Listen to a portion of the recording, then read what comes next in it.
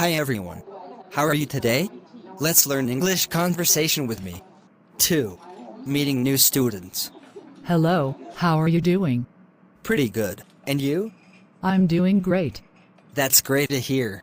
So how long have you been going to PCC? I've been going here for a couple years now. You? This is my first year. How do you like it so far? It's all right. You don't like it?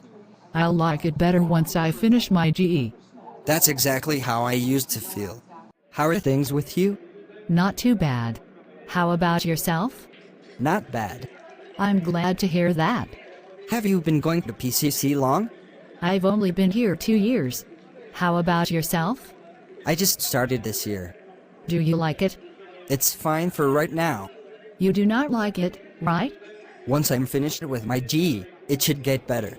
I felt the same way my first year. How is everything going with you? Great. You? Pretty good. Good for you. When did you start going to PCC? This is my second year. How about you? I only got here this year. You like it so far? It's okay. I can tell you don't really like it. It'll get better after I finish my general education. I understand what you mean.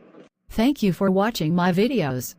Please subscribe, like and share the channel, Sreyoun in order to get more video. Thank you.